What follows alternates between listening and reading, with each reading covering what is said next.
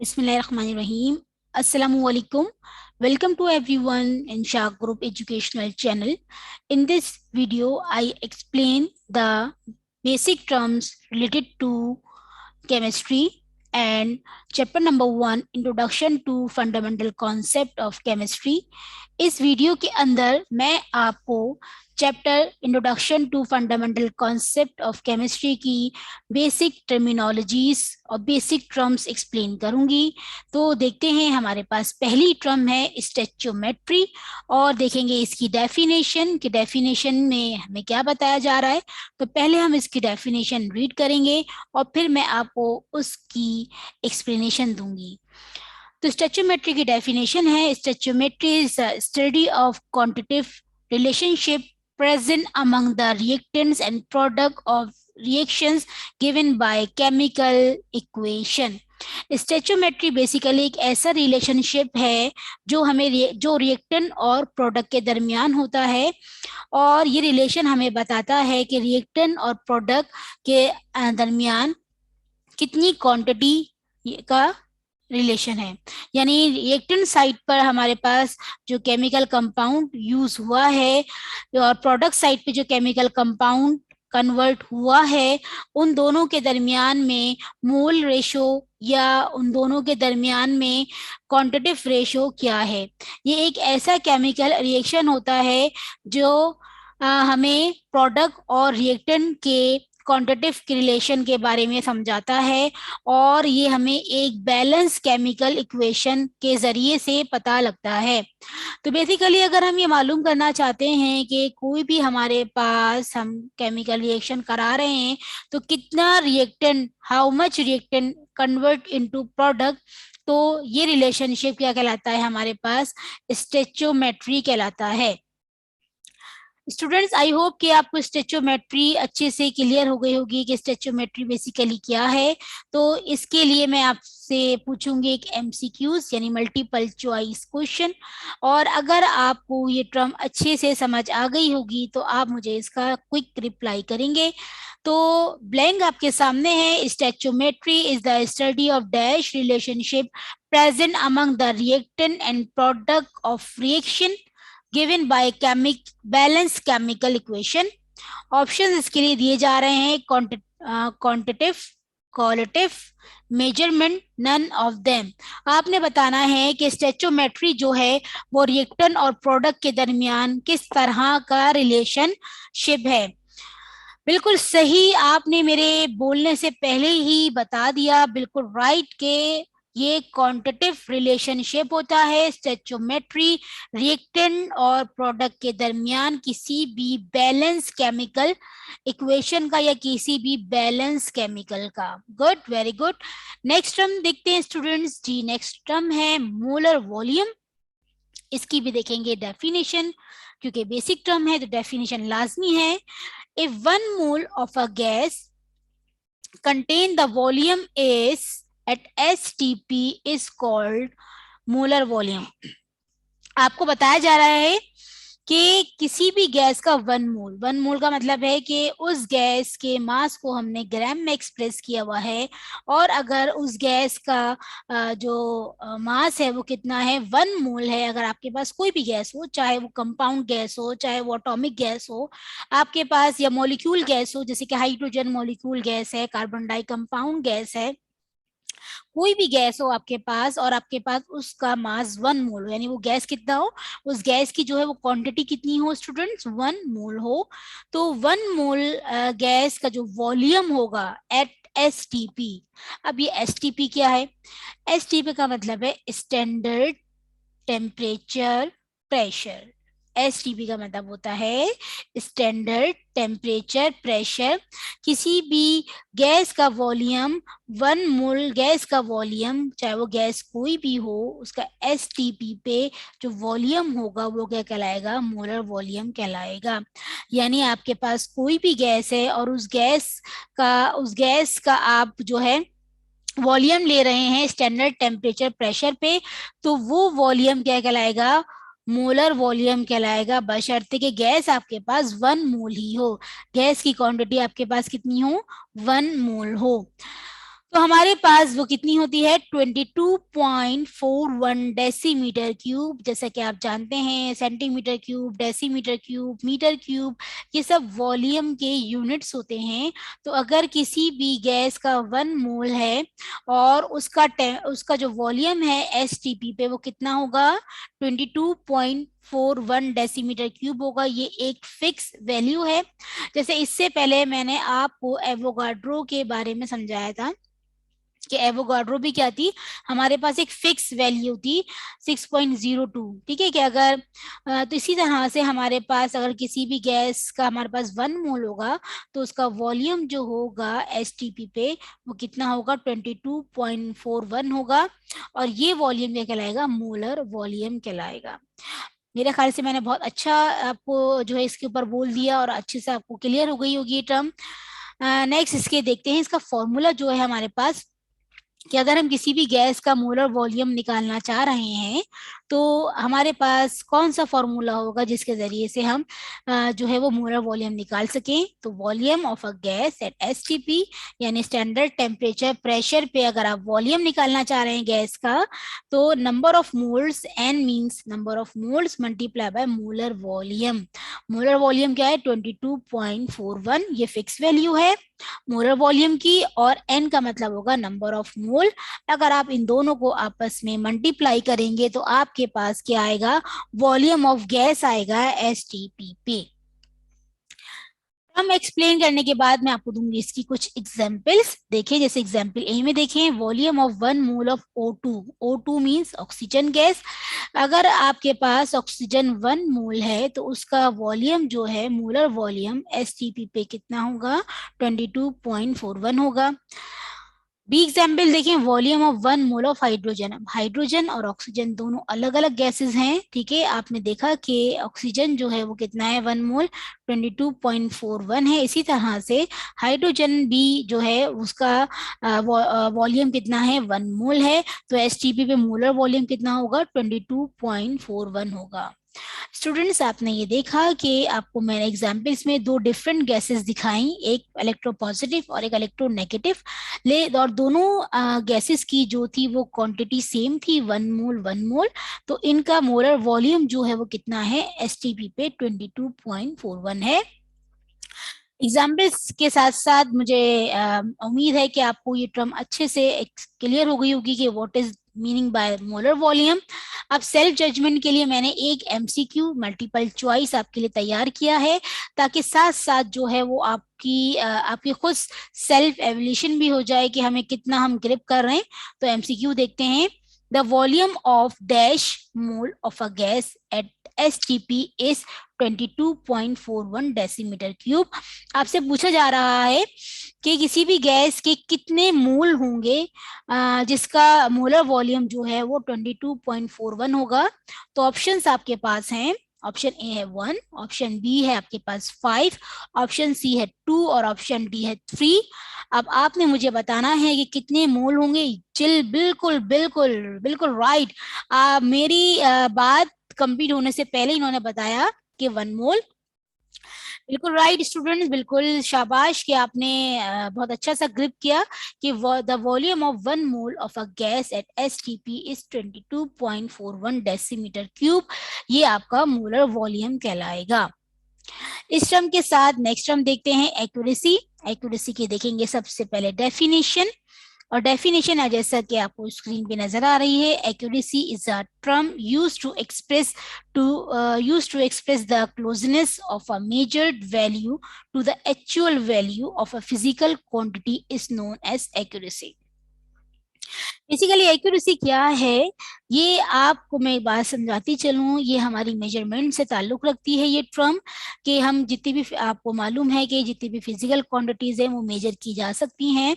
तो मेजरमेंट से रिलेट करती है हमारी ये टर्म कि अगर हम किसी भी फिजिकल क्वांटिटी को मेजर कर रहे हैं और मेजर करने पर हमारे पास जो आंसर आ रहा है वो उसकी एक्चुअल वैल्यू के करीब तरीन है, तो हमारे पास ये टर्म एक्यूरेसी कहलाती है। तो आपके पास फॉर एग्जाम्पल आपने के पास एक फिजिकल क्वांटिटी थी, फॉर एग्जाम्पल आपके पास था जनाब डिस्टेंस। अब आपने उसको मेजर किया, मेजर करने पर जब आपने देखा कि कैलकुलेट करने पर आपका आंसर जो है फॉर्मूले के जरिए से फॉर एग्जाम्पल 3.4 आ रहा है और जबकि एक्चुअल वैल्यू उसकी क्या है 3.2 है, तो आप तकरीबन जो है वो उसके करीब तरीन है। बिल्कुल एक्यूरेट आंसर तो नहीं है, लेकिन ये कि करीब तरीन आप उसके मौजूद हैं, जस्ट माइनर सा फर्क है। तो ये चीज़ क्या कहलाती है, एक्यूरेसी कहलाती है, कि जब हम किसी भी फिजिकल क्वांटिटी को मेजर करें, मेजर करने के बाद हमारे पास जो आंसर आ रहा है वो उसकी अपनी वैल्यू के करीब तरीन हो, तो ये टर्म हमारी क्या कहलाती है, एक्यूरेसी कहलाती है। एक्यूरेसी के बाद देखेंगे इसकी एक मल्टीपल चॉइस क्वेश्चन। ब्लैंक है, accuracy is a term used to express the closeness of a measured value to the dash value of a physical quantity is known as accuracy। Accuracy के बारे में पूछा जा रहा है कि बेसिकली एक्यूरेसी वो करीब तरीन हमारी मेजर्ड वैल्यू होती है जो किसी भी फिजिकल क्वांटिटी की डैश वैल्यू के करीब तरीन होती है। तो ऑप्शंस आपके पास हैं actual, natural, real, none of them. अब आपने मुझे इसका आंसर बताना है, मैं वेट कर रही हूं आपके आंसर का। राइट, एक्चुअल वैल्यू, बिल्कुल सही कहा आपने कि एक्चुअल वैल्यू जो होती है अगर वो मेजर्ड वैल्यू के करीब तरीन हो तो ये टर्म हमारी एक्यूरेसी कहलाती है। एक्यूरेसी की टर्म के बाद नेक्स्ट टर्म हमारे पास है limiting reactant. It's very important term, ये एग्जाम में भी डेफिनेशन की सूरत में बहुत पूछी जाती है, इसके न्यूमेरिकल भी जो वो आते हैं। तो देखते हैं इसकी definition. The reactant that gives least number of moles of a product is called a limiting reactant। Basically limiting reactant क्या है, ये वो कम से कम वैल्यू है किसी भी रिएक्टेंट की जो कि रिएक्शन के अंदर इस्तेमाल हो रहा है, जो कन्वर्ट होता है प्रोडक्ट में, वो हमारे पास क्या कहलाता है, लिमिटिंग रिएक्टेंट कहलाता है। तो क्या बताया जा रहा है, the reactant that gives the least number of moles, वो कम से कम आंसर या वो कम से कम वैल्यू या वो कम से कम नंबर ऑफ मोल्स जो किसी भी रिएक्टेंट के होंगे जो कंप्लीटली प्रोडक्ट में ट्रांसफर हो गए होंगे, तो वो हमारे पास वो लीस्ट वैल्यू क्या कहलाएगी, लिमिटिंग रिएक्टेंट कहलाएगी। लिमिटिंग रिएक्टेंट के साथ ही देखते हैं इसका एक multiple choice question. The reactant that gives dash number of moles of product is called a limiting reactant. आपसे पूछा जा रहा है कि किसी भी रिएक्टेंट की डैश वैल्यू जो है वो प्रोडक्ट में कन्वर्ट हो जाए तो वो कहलाती है लिमिटिंग रिएक्टेंट्स। ऑप्शंस हैं एक्चुअल, रियल, होल, लीस्ट। अब आपने मुझे बताना है कि एक्चुअल वैल्यू है जो कन्वर्ट होती है, रियल वैल्यू है, होल वैल्यू है, या लीस्ट वैल्यू है। बिल्कुल राइट स्टूडेंट, शाबाश।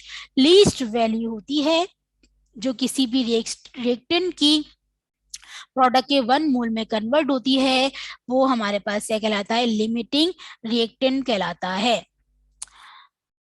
नेक्स्ट हमारे पास टर्म आपको एक्सप्लेन करने के लिए वो है मॉलिक्यूलर मास, और देखेंगे इसकी सबसे पहले डेफिनेशन। डेफिनेशन है the molecular mass of an element or a compound is the sum of atomic masses of all atoms present in a molecule is called a molecular mass। यानी molecular mass क्या है कि किसी भी chemical फॉर्मूले के अंदर जितने भी नंबर ऑफ एलिमेंट्स मौजूद हैं उन नंबर ऑफ एलिमेंट्स के एटॉमिक मासेस को अगर सम कर लिया जाए।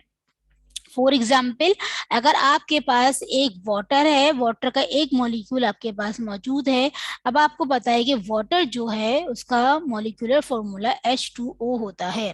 अब आपने क्या किया, उसके नंबर ऑफ एटम्स निकाले, हाइड्रोजन के 2 एटम्स हो गए और ऑक्सीजन का 1 एटम हो गया, और इनको मल्टीपल कर दिया इनके एटॉमिक मासेस, यानी 2 × 1 क्योंकि हाइड्रोजन जो है वो 2 है और उसका एटॉमिक मास 1 है, जो 2 मल्टीप्लाई बाय 1, और ऑक्सीजन 1 है और उसका एटॉमिक मास 16 है, तो 1 मल्टीप्लाई बाय 16, और इनको आपने सम कर लिया 16 प्लस 2, तो आने वाला आंसर क्या कहलाएगा? मॉलिक्यूलर मास कहलाएगा। यानी बताया जा रहा है आपको कि मॉलिक्यूलर मास किसी भी कंपाउंड के अंदर मौजूद एलिमेंट के एटॉमिक मासेस का सम होता है जो उसके अंदर मौजूद होते हैं।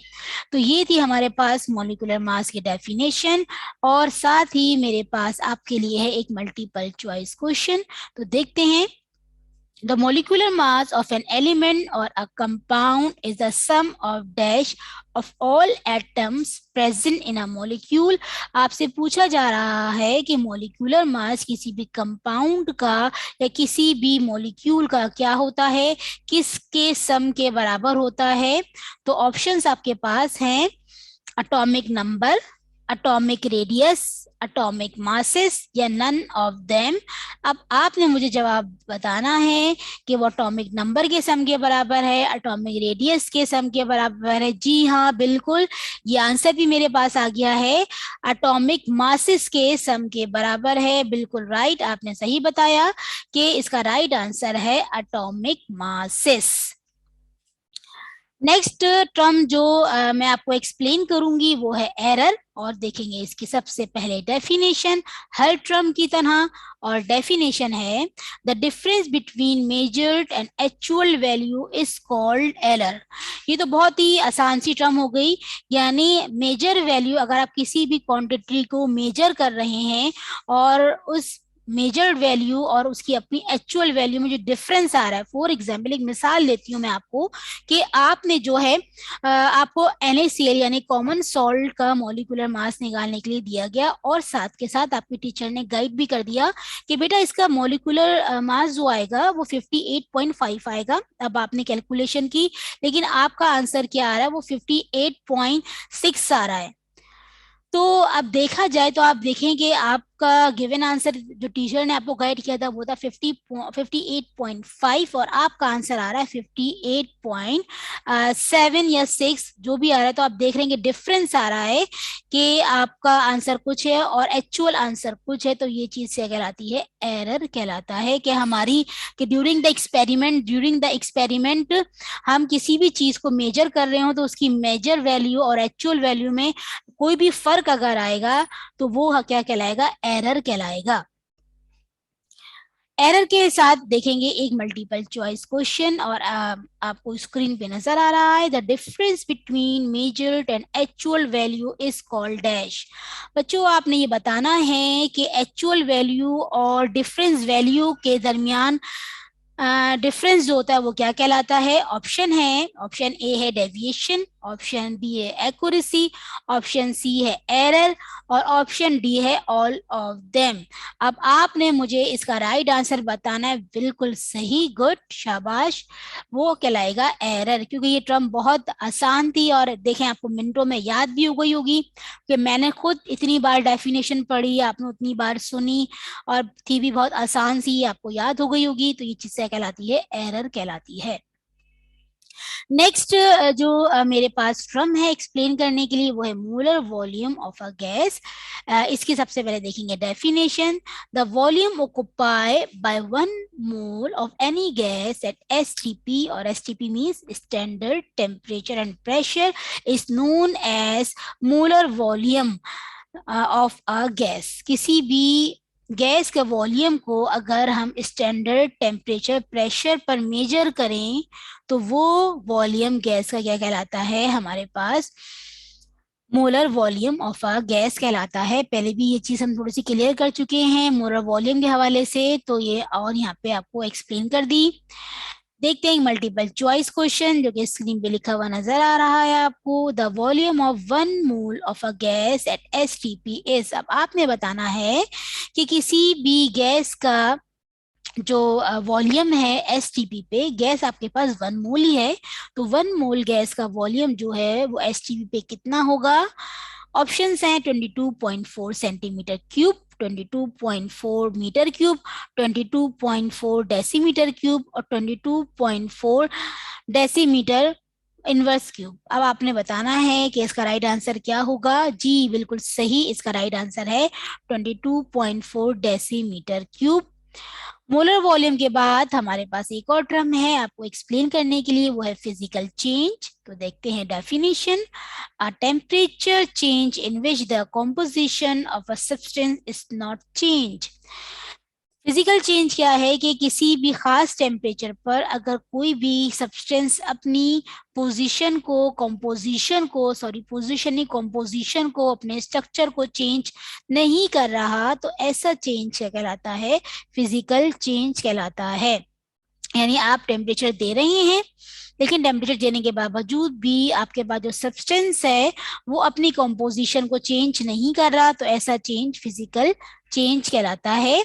मल्टीपल चॉइस देखते हैं। The boiling and melting points are the properties of substance are called. आपसे पूछा जा रहा है कि किसी भी सब्सटेंस का मेल्टिंग और बॉइलिंग पॉइंट कौन सी प्रॉपर्टी है, फिजिकल प्रॉपर्टी है, केमिकल प्रॉपर्टी है, कॉन्स्टिट्यूटिव प्रॉपर्टी है, या फिजियोकेमिकल प्रॉपर्टी है। बिल्कुल राइट आंसर है इसका, ये फिजिकल चेंज होगा या ये फिजिकल प्रॉपर्टी होगी। सो स्टूडेंट, ये थी कुछ बेसिक रिमेनिंग टर्म्स जो मैंने आज आपको एक्सप्लेन की। Chapter number 1, introduction to fundamental concept of chemistry. I hope कि आपने इन वीडियो से बहुत कुछ सीखा होगा, क्योंकि साथ के साथ मैंने आपको एमसीक्यूज भी सॉल्व करवाए। अगर आप मजीद और वीडियोस और इंफॉर्मेटिव वीडियोस देखना चाहते हैं तो हमारे channel Shah group online educational channel को सब्सक्राइब कीजिए, ताकि आपको देखने को मिले मजीद मोर नॉलेजेबल और इंफॉर्मेटिव वीडियोस।